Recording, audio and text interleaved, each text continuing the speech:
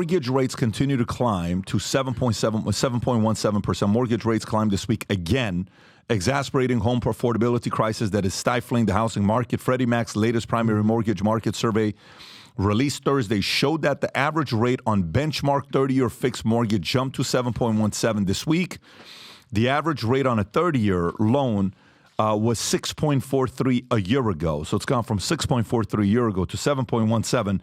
The average on a 15-year is rose to 6.44 from 6.39 last week. And a year ago, the 15-year was only 5.71. And aside from this story, Florida housing bubble bursts, prices fall and supply soar. Florida housing market experienced a dramatic shift as supply surges and prices stagnate, with data from Redfin revealing that 6 out of 10 metro areas in the state have seen significant increases in homes for sale, as much as a 51% jump in Cape Coral, 48% in Northport, Sarasota. Sellers in Florida are slashing prices at a higher rate than elsewhere in the U.S., with 48% listings in North Sarasota experiencing price cuts, while 44% in Tampa, 44% in Cape Coral. Affordability challenges are exacerbated by the insurance crisis impacting 70% of Florida homeowners and causing delays in deals, while Texas is also experiencing similar market shifts, with McAllen and Dallas seeing notable increases in supply, and Houston of San Antonio witnessing significant price cuts. Tom. Well, what we are seeing is that is like a, when winds blow in the wrong directions and they gather together, it makes a hurricane. And we are seeing, I believe, the hurricane starting to form in the American housing affordability crisis. There's a couple things going on here. Today, actually, the 7.17 is now like 7.45. So we are sitting on 7.5%. 30-year mortgages for people with good credit in the 700s and a reasonable house, not multi-million-dollar houses. That's what they're going to be facing right now. That's number one. Number two, you've got supply brings down prices. Here's the two things to look at. Austin was overbuilt. They were building houses at a record rate in Austin, and townhouses at a record rate, and high-end apartments at a record rate in Austin. And the supply built up, and then Tesla failed to hire as many people as they thought and laid off people. Dell did not expand the way they thought. And if you look at Austin didn't get the job influx. It had a lot of people moving there, and all of a sudden it's plummeting. It was down 22% over the last 6 months. So Austin is suddenly becoming more affordable. Now you come into Florida. Why are these people putting their houses for sale? Well, something came out yesterday, PBD. Credit card delinquency rates. The top 3 states for credit card delinquency that are over 12% delinquency, and it's spiking: California, Texas, and Florida. So that's sort of interesting. And the delinquency rates are highest in northern Florida. So these areas, and now that they're talking about is actually Gulf Coast and northern Florida, they're seeing suddenly houses are coming onto the market. But the housing comes on the market, you need someone to buy it. How do you qualify to buy it if the interest rates are higher? The only way you can afford it, the price has to come down.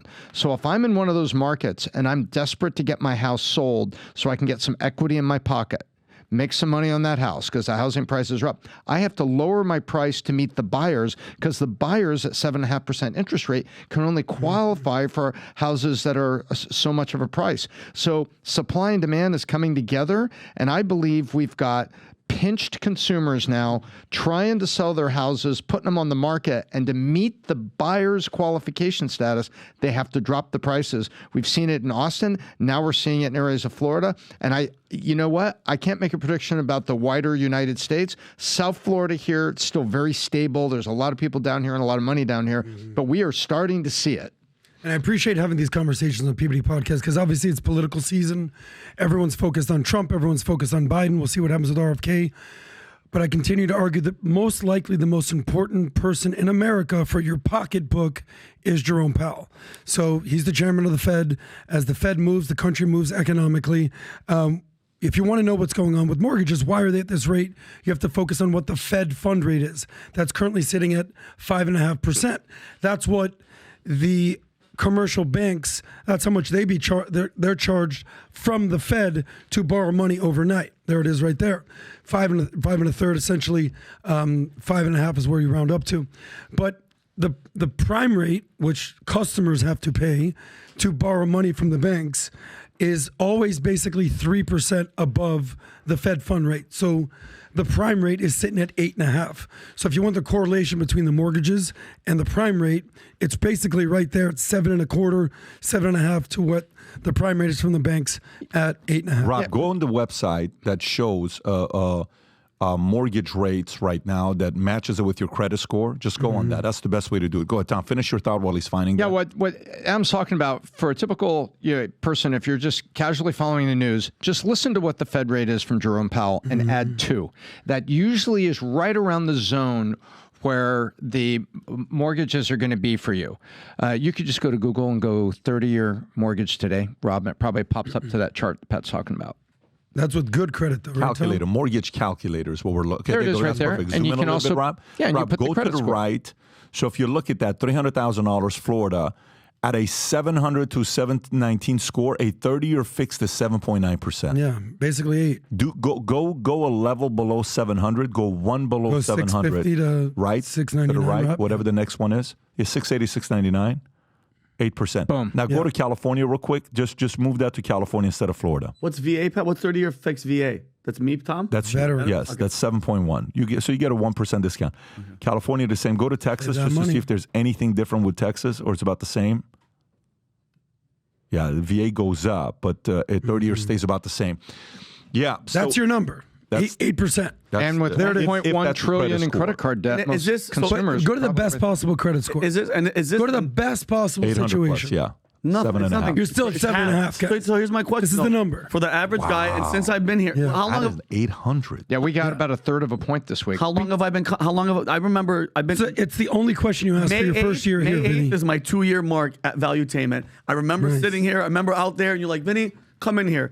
And I was like, where do I sit? You're like, sit right here. And I was nervous. And one of the first things in my mind, I was like, when is it going to be cool to buy a house? Okay, now I get it. I understand. Is this ever going to drop down to a normal What's 5? normal? What's let's the say normal? 5%? What's normal? Yes, but it's going to be take time. It's going to be anywhere between 12 to 24 months. You think that soon, PBD?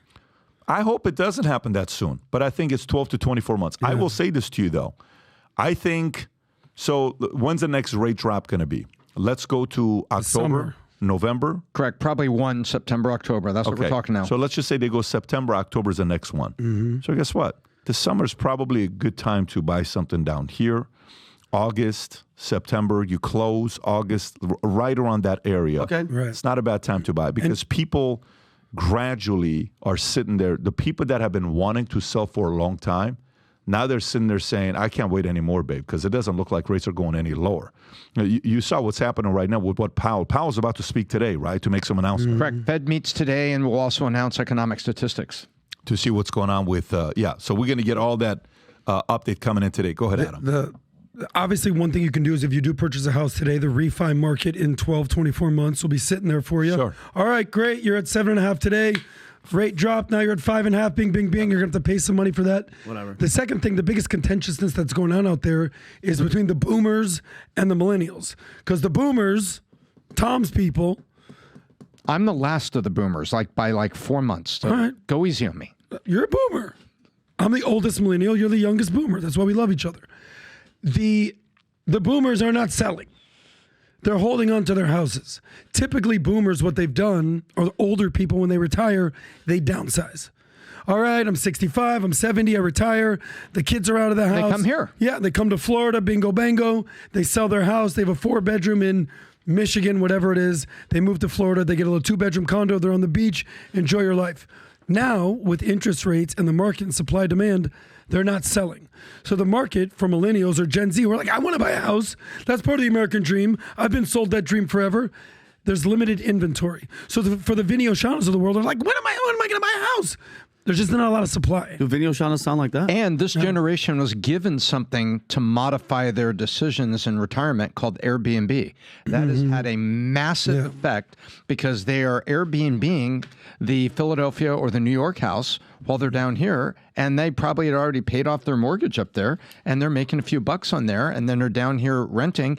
And so mom and dad are kind of delaying when they would usually get that equity in their pocket and drop it into their retirement account. So We announced the Manek contest to come have dinner with us at Casa D'Angelo and go have dinner. Rob, go to the Leaders Bulletin. Folks, if you want to see the Leaders Bulletin, just go to Manek.com, and all the way at the top, you'll see a Leaders Bulletin. Click on it. The video explains how to compete. It's whoever Maneks the most, both as experts, influencers, and those who ask others. As a user, you can compete on this. Rob, you can stay on that if you want. Just stay on that. Oh, you have the categories of where they are. But I want to see how many Maneks people are doing, and then we'll go to that. So right now, if you look at this, new experts on Manek, lightweight, if you look at it, zoom in, Rob, Tulsi Gabbard has officially completed 72 Maneks that she has responded to, by the way, on Manek. Second place so far is Brandon Davis. Then it's Santino Tostani. John Ray is competing, but he's fourth place, and he got the rest of the folks. Even Ryan Garcia's at seventh place, by the way. I love it. And by the way, I think he's responded to every single Manek he's gotten, and he responds in audio. So it's not like he responds. Rob, go to the other category for middleweight. If you look at middleweight, Fernando is still first place at 46. This is people that pre-announced in the contest. They were on here from April 16th. He's done 46 questions he's responded to. He's first place. He'd be invited to the dinner. Then it's Patterson, Tomos third place. Look at the next. Guys, get Kelly some of the next. Get her up there. Kelly. Dame Dash is even on there at sixth place. Go to the last category. Heavyweight. First place is Dustin. Not even close. 138. Dustin is crushing it. Calvin G 77. Chris Cuomo third place. 44. And then you got everybody else. Now, Rob, go to home team. Go to home team. Who's dominating? Okay, dominating Vincent Oshana, 281. Wow. Then Thank you, everybody. I love you. Vinny. Then it's Tom, 204. Adam, 75. We're trying to catch up. But I'll tell you guys here what's going on here in a minute with Vinny. Go down to the bottom with the people asking most questions. This is how you use Manek is slowly but surely becoming the most a popular networking app because 95% of the time the people respond to you. Yeah. You want an answer back? Pay for it. You want to be waiting for 3 months? DM somebody on Instagram, LinkedIn, Twitter. If you're lucky. By the way, the number of people getting back to you, if you DM them, is less than 3%. On some apps, is 1%. Manek is 91 to 95%. Look at the people asking the most questions. Show that real quick, Rob. So first place is who? Zoom in a little bit, Rob, if you could, for the Terrell Hall, 76. Eddie Gossaker, 71 questions he's asked other Manectors. Eric Link, 67. Very competitive, by the way, here. Now, go to the other side for people that have been using Manek pre-April. Dustin is asking questions. Ozzy, second place one. So far, it hasn't even been 2 weeks. And top three, they're all above 100. Jeanette Lahose, who comes to all the lives that we do, John Ray. Okay, so here's what I want to do, Rob. If you can go to all the QR codes. How many of you watching this, be honest, who here loves Vinny? Okay? Who here loves Vinny? I do. If you love Vinny, today is Vinny's birthday. Good man. Okay, tomorrow is birthday, but today's Mario, and tomorrow we're not doing a podcast tomorrow. Yeah. So listen, today, tomorrow, if you love Vinny, you want to wish him a happy birthday, go on here, Manek with him, send him some love. Wish him a happy birthday. I'd like to see him get 200 plus Maneks today to cross 2,000. I'd like to see him get that. Send him some love. At the same time, you can Manek Adam, myself, or Tom. And FYI, for those of you guys that haven't yet started competing, download the app. Start Manecting today. Right now, if it ended today, Rob, can you go to the flyer showing who the top people are right now? We're going to give away belts, by the way. Really? The lightweight champion would have been Tulsi if it's today. Tulsi. Okay, the middleweight champion would be Fernando if it ended today. Heavyweight would be Dustin. The home team would be Vinny. For new users, it would be Terrell. And for existing users, it'd be Dustin. Does have two belts. He'd be having two belts. Listen, we're going to give it to him at Casa D'Angelo. Everybody at first place will be at the main table. Anyways, so there's a QR code at the top. Download it. So if you like this clip and you want to watch another one, click right here. And if you want to watch the entire podcast, click right here.